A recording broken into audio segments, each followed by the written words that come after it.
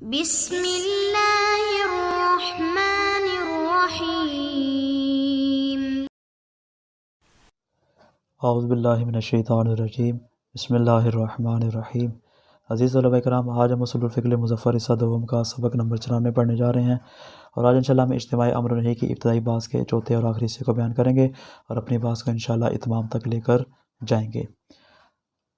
گزشتہ درس میں ہم نے بیان کیا تھا کہ مصنف نے کہا تھا کہ اصلی بحث کو بیان کرنے سے پہلے میں تقریباً 2 طرح کے مقدمات کو بیان کروں گا، جس سے صورتحال واضح ہو جائے گی کہ قائلین اجتماع کون کون سی دلیلیں دیتے ہیں اور جو قائلین امتناع ہیں ان کی دلیلیں کون کون سی ہیں۔ پہلا مقدمہ ہم نے کل کے درس میں بیان کیا تھا کہ اس میں مصنف نے کہا تھا کہ ہمارے سامنے جو جتنے بھی احکامات آتے ہیں وہ ہمیشہ عناوین پر آتے ہیں، البتہ عناوین کے بارے میں 2 طرح کے نظریات پائے جاتے ہیں۔ بعض کے نزدیک جو حکم ہوتا ہے وہ خود عناوین پر رہتا ہے، آگے معنون میں سرایت نہیں کرتا، بعض کے نزدیک حکم جو آگے سرایت کر جاتا ہے۔ مصنف فرماتے ہیں دوسرا مقدمہ اس بارے میں کہ بالفرض اگر ہم اس بات کے قائل ہو جاتے ہیں کہ عنوان جو ہے معنون میں سرایت کر جائے، کیونکہ کل ہم نے جو پہلی صورت بیان کی تھی اس میں کیا کہا تھا کہ عنوان جو ہوتا ہے معنون میں سرایت نہیں کرتا، اس اعتبار سے اگر اس مقام پہ مامور بھی اور منہی عنہ جمع ہو جائیں تو اس میں کوئی حرج نہیں ہے۔ لیکن آج بیان کریں کہ اگر ہم بالفرض دوسری صورت کے قائل ہو جاتے ہیں، کہتے ہیں کہ عنوان جو ہے وہ معنون میں اپنے افراد میں اپنے مصادیق کے خارجیہ میں سرایت کر جاتا ہے، تو فرماتے ہیں عنوان کے تعدد سے آیا معنون متعدد ہوگا یا معنون متعدد نہیں ہوگا۔ اس میں ہم فرماتے ہیں ہمارے پاس 2 طرح کے اقوال، 2 طرح کے نظریات پائے جاتے ہیں۔ کون کون سے؟ پہلا نظریہ یہ ہے کہ تعدد عنوان تعدد معنون کا موجب بنتا ہے، یعنی جہاں پر بھی عنوان متعدد ہوں گے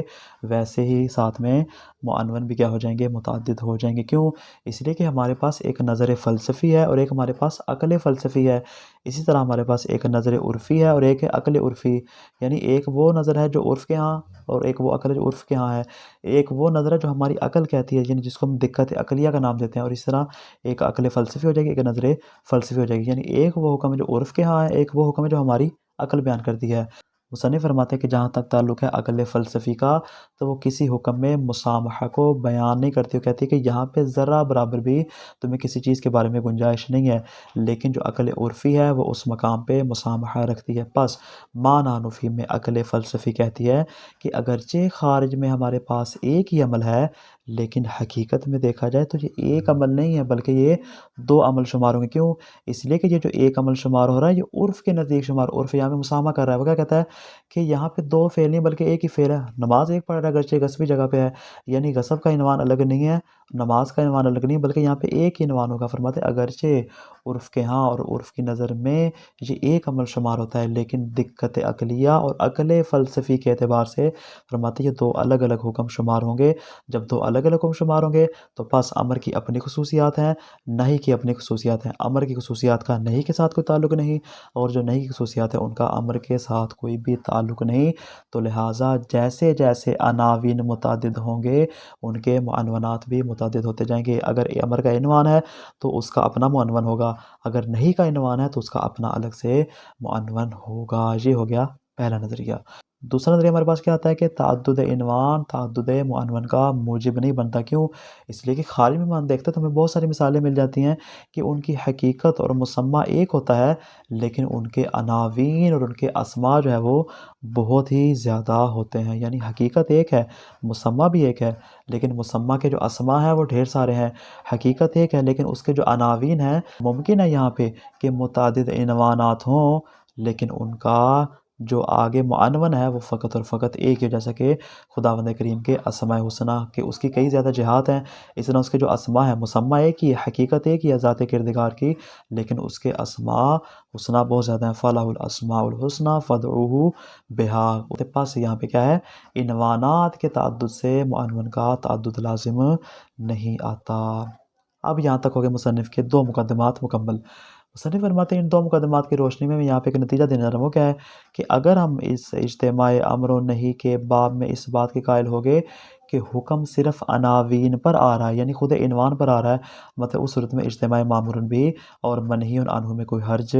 نہیں ہوگا۔ لیکن اگر ہم اس بات کے قائل ہو جاتے ہیں کہ حکم جو ہے وہ معنونات میں سرایت کر جاتا ہے، دوسری والی صورت، اور اس صورت میں فرماتے پھر آگے دو صورتیں بن جائیں گی۔ اس صورت میں فرماتے اگر ہم تعدد کے قائل ہو جاتے ہیں تو یہاں پر دو عمل ہوں گے، ایک معنون امر جس کا عنوان صلاۃ ہوگا، اور دوسرا معنون نہی جس کا عنوان غصب ہوگا، یعنی تعدد عنوان سے تعدد معنون ہو جائے گا، تو لہذا امر کا حکم الگ ہوگا، نہی کا حکم الگ ہوگا۔ فرماتے یہاں پر بھی کیا ہوگا، اجتماع امر و نہی میں کوئی حرج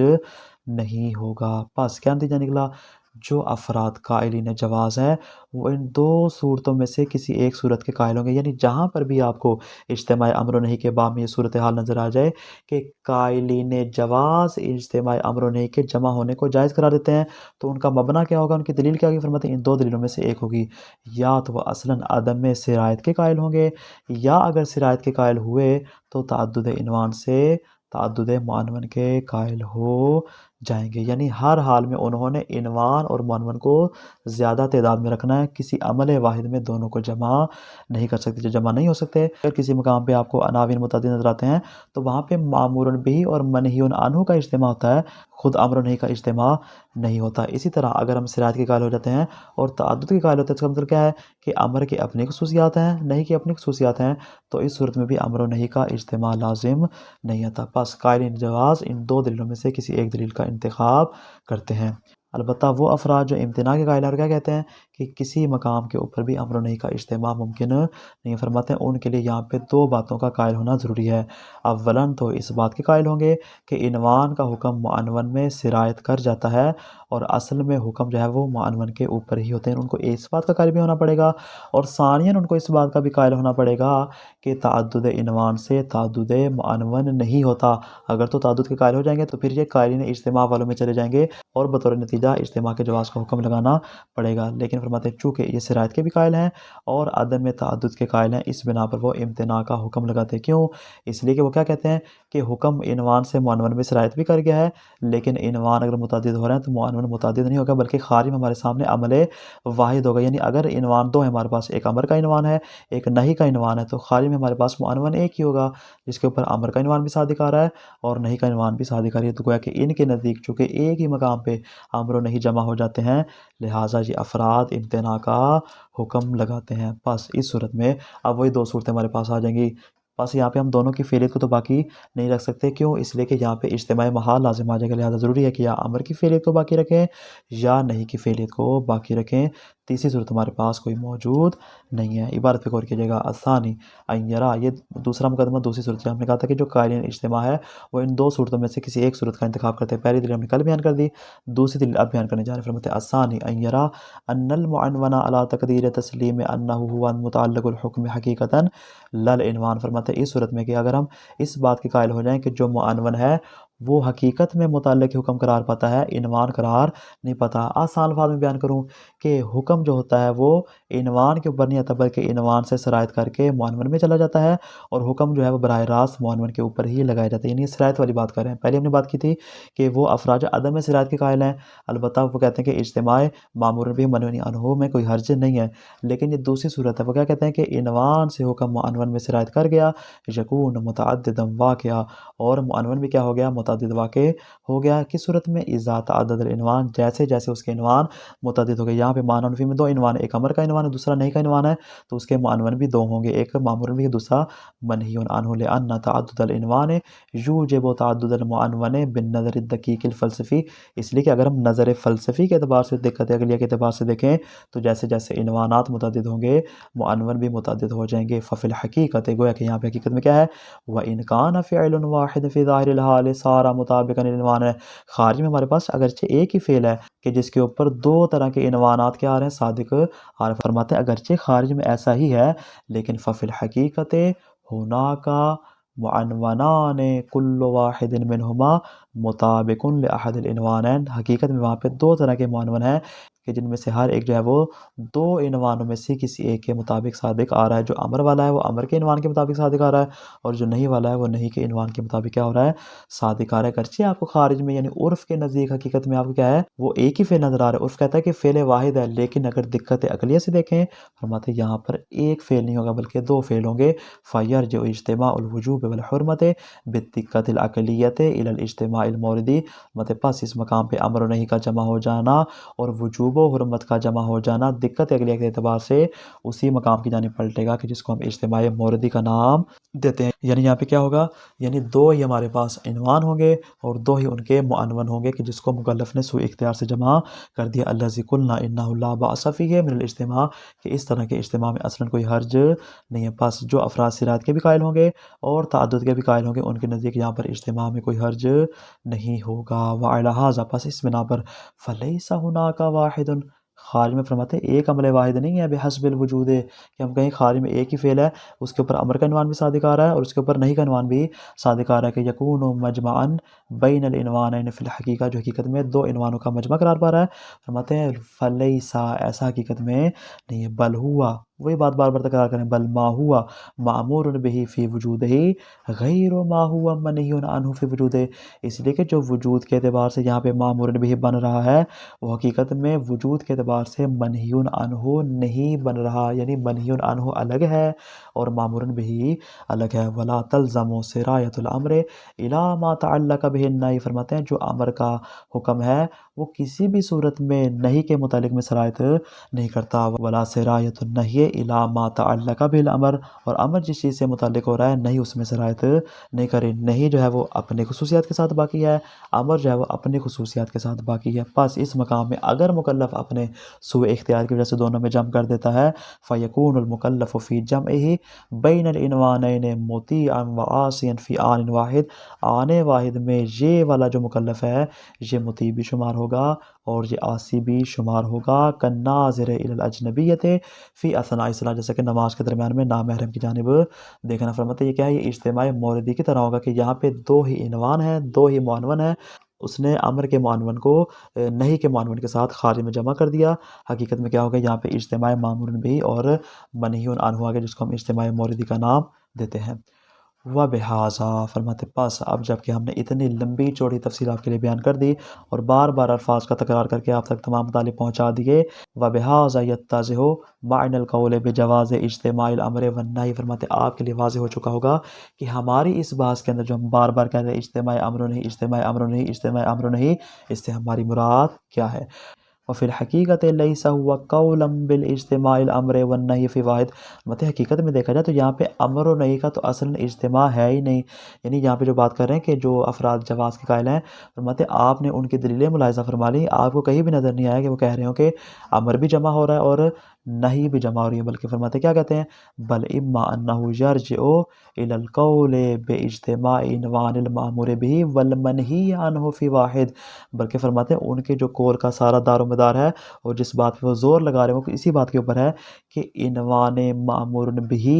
اور عنوان منہی عنہ ایک ہی عمل کے اندر کیا ہو جائیں، جمع ہو جائیں. من دون ان یکون ھناک اجتماع بین الامر والنہی، البتہ کوئی بھی ایسی بات نہیں کر رہا کہ امر و نہی جو ہے وہ ایک جگہ پہ جمع ہو رہے ہیں، امر و نہی ایک جگہ پہ جمع ہو نہیں سکتے. واما ان یرجع الی القول، مطلب یا تو یہ صورت ہے کہ یہاں پہ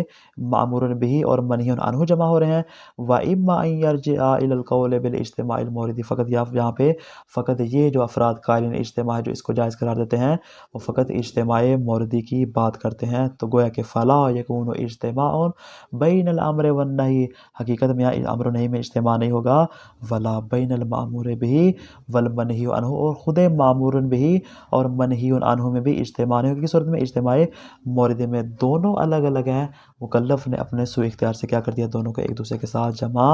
کر دیا ہے. یہاں تک بات مکمل ہوگی قائلین جواز کی. امید ہے تمام متعلق آپ تک پہنچ چکے ہوں گے کہ قائلین اجتماع کے نزدیک دو دلیلیں ہیں، دو دلیلوں میں سے کسی ایک دلیل کے مطابق وہ کیا کہتے ہیں کہ یہاں پہ امر و نہی کا اجتماع ہو سکتا ہے. البتہ ان کی مراد اگر تو اجتماع موردی ہے، نہ تو وہاں پہ امر و نہی کا اجتماع ہے، نہ مامور بہ منہی عنہ کا اجتماع ہے. لیکن اگر ان کی مراد جب عدم سرایت والی ہے تو اس صورت میں مامور بہ اور منہی عنہ جمع ہوتے ہیں، خود امر و نہی وہاں پہ جمع نہیں ہوتے. واما القائل بالامتناع، لیکن وہ والے افراد جو امتناع کے قائل ہیں اور کیا کہتے ہیں کہ کسی بھی صورت میں امر و نہی جگہ پہ جمع نہیں ہو سکتے، فرماتے ہیں ان کا مبنا بھی اسی مبنا میں سے ہی نکلے جو ہم نے پہلے بیان کیا، فلا بد ان یذهب الى ان الحکم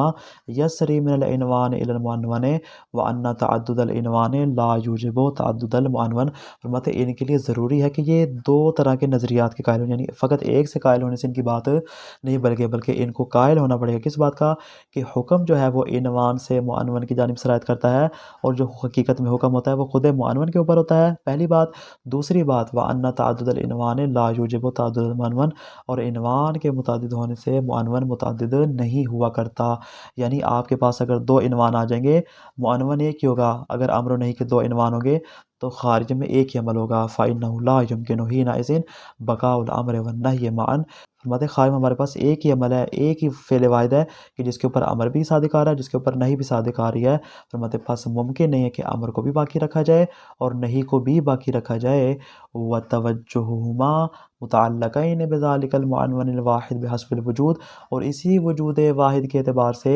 ان کو معنون واحد کے ساتھ متعلق کر دیں، اس نماز کے ساتھ جو کسی بھی جگہ پر پڑھی جا رہی اس نماز کے ساتھ، فرماتے ہیں امر و نہی دونوں کو متعلق کرنا اور دونوں کی فعلیت کو باقی رکھنا لا یمکن، ممکن نہیں ہے، کیوں؟ لأنه يلزم اجتماع نفس الامر والنهي فی واحد، اس لیے کہ لازمات ہے کہ ایک ہی جگہ پہ امر و نہی دونوں جمع ہو جائے، وہو مستحیل، اور یہ عقل کے نزدیک محال شمار ہوتی ہے، پس یہاں پہ کچھ نہ کچھ تو کرنا پڑے گا، فإما ان يبقى الامر ولا نهي، امر باقی رہے نہیں باقی نہ رہے، او يبقى النهي ولا امر، نہیں باقی رہے البتہ اس کی جگہ پہ امر باقی نہ رہے، دونوں میں سے کسی ایک ہی فعل سے ہاتھ اٹھانا پڑے گا، یا تو وہ عاصی شمار ہوگا یا پھر مطیع شمار ہوگا، دونوں ایک دفعہ شمار نہیں ہو سکتا۔ آگے فرماتے وَلَقَدْ أَحْسَنَ صاحب المعالم فی تحریر النزاع، فرماتے محل نزاع کو بیان کرتے صاحب المعالم نے ایک بہت ہی خوبصورت تعبیر استعمال کی، وہ کیا کہتے ہیں اذا عبر بکلمۃ التوجہ بدلا عن کلمۃ الاجتماع، وہ کہتے ہیں اجتماع امر و نہی نہیں کہتے بلکہ کہتے ہیں امر و نہی کا ایک جگہ پہ کیا ہو جانا، ایک دوسرے سے متوجہ ہو جانا، ایک جگہ پہ اکٹھے ہو جانا، اجتماع کی جگہ وہ توجہ کا لفظ استعمال کرتے ہیں، اور کیا کہتے ہیں الحق و امتناع و توجہ الامر والنہی الی شیء واحد، کہ ایک ہی چیز کی جانب امر کا بھی متوجہ ہو جانا اور نہی کا بھی متوجہ ہو جانا اصلا جو ہے وہ ممتنع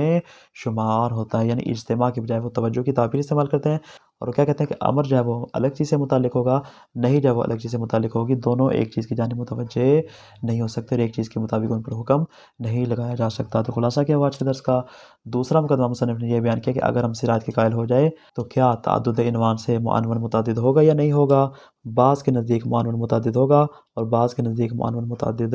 نہیں ہوگا۔ جو قائلین اجتماع ہیں ان کے نزدیک یا ہم اس بات کے قائل ہوں گے کہ حکم صرف عناوین پہ ہوتا ہے تاکہ ہم وہاں پہ مامور بھی منی عنوان کے اجتماع کے قائل ہو جائیں، یا ہم صراط کے قائل ہو جائیں لیکن اس صورت میں کہ تعدد عنوان سے تعدد معنون بھی لازمت ہے۔ یہ دو صورتیں ہیں قائلین اجتماع کی، لیکن وہ افراد جو قائلین امتناع ہیں ان کے نزدیک حکم معنون میں صراط کرتا ہے لیکن تعدد عنوان سے معنون متعدد نہیں ہوتا، اسی لیے اجتماع امر و نہی لازم آتا ہے جو کہ محال شمار ہوتا ہے۔ والسلام علیکم ورحمۃ اللہ وبرکاتہ۔